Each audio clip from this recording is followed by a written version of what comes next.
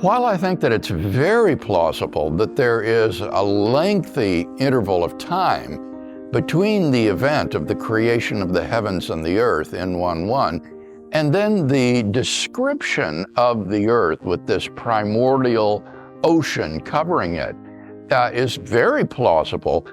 The classic gap theory is much, much more than that.